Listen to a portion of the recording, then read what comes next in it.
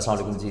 Muscular dystrophy के बारे में बहुत से पेरेंट्स का कंसर्न होता है कि हमें कैसे पता चलेगा कि अगर हमारी फैमिली में किसी बच्चे को मस्कुलर डिस्ट्रोफी का इशू है। तो I am gonna tell you 5 signs जिससे आप असेस कर सकते हैं कि किसी बच्चे में मस्कुलर डिस्ट्रोफी है या नहीं है। Last 2 are the most important. आप एंड तक इस वीडियो को लास्ट में देखिएगा। और ये ऐसे साइंस हैं जिनको ना सिर्फ प्रैक्टिशनर बल्कि कोई भी फैमिली मेम्बर्स ईजिली बच्चों में असेस कर सकते हैं कि किसी बच्चे में कैसे सिम्टम्स आ रहे हैं या नहीं।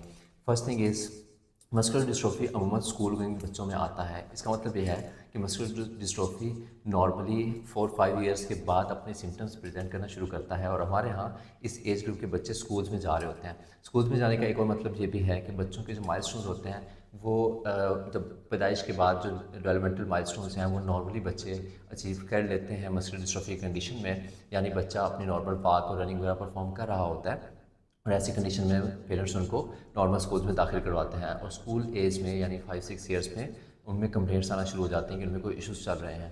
सेकंड थिंग इस कंप्लेंट सबसे पहले क्या आती है, बच्चे नॉर्मली टो वॉकिंग स्टार्ट करते हैं। यानी वो अपने पंजों के ऊपर चलना शुरू करते हैं और उनकी टो वॉकिंग जो है वो एक अलार्मिंग साइन होता है ना सिर्फ टीचर्स के लिए बल्कि पेरेंट्स के लिए कि उनको असेस करें कि उनमें कोई इशू आ रहा है। अब सवाल ये है कि टो वॉकिंग बच्चे क्यों शुरू करते हैं। ये तीसरा साइन है। तीसरा साइन ये है कि बच्चों में काफ मसल की सीडो हाइपरट्रॉफी होती है। यानी जो काफ मसल्स हैं वो थोड़ा फूल जाते हैं, उनमें स्पैज़म आ जाता है, उनकी टाइटनेस हो जाती है। उनमें नॉर्मली बच्चे पेन की भी कंप्लेंट करते हैं और उस वजह से बच्चे टो वॉकिंग भी करते हैं। यानी एक तो बच्चा 4-5 ईयर से ज़्यादा होगा, स्कूल गोइंग एज में होगा, उसके बाद बच्चे के माइलस्टोन्स नॉर्मली अचीव हुए होंगे और वो टो वॉकिंग करना शुरू करेगा स्कूल एज में। यानी स्कूल गोइंग बच्चा टो वॉकिंग की तरफ आएगा। और टो वॉकिंग कुछ कंडीशन में बच्चों में नहीं भी शो होती, लेकिन still most of the conditions में मस्कुलर डिस्ट्रोफी के बच्चे टो वॉकिंग करते हैं।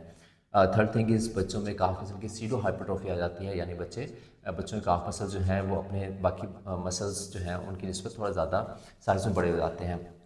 फोर्थ थिंग इज़, और ये बहुत इंपॉर्टेंट है, असेस करना बच्चों में गोवर साइन प्रेजेंट होना शुरू होता है। गोवर साइन क्या है? एक ऐसी कंडीशन है यानी एक ऐसा बच्चा पोस्चर अडॉप्ट करते हैं। सिटिंग से स्टैंडिंग जब जब बच्चे जाते हैं तो सबसे पहले बच्चे अपनी हिप रीजन को लिफ्ट करते हैं। उसके बाद बच्चे अपने बाजुओं और अपने घुटनों की मदद से यानी अपने बाजुओं को अपने घुटनों में सपोर्ट देके फिर अपनी बॉडी को लिफ्ट करते हैं। उनमें बच्चों की जो ट्रंक रीजन है उसकी वीकनेस आ जाती है।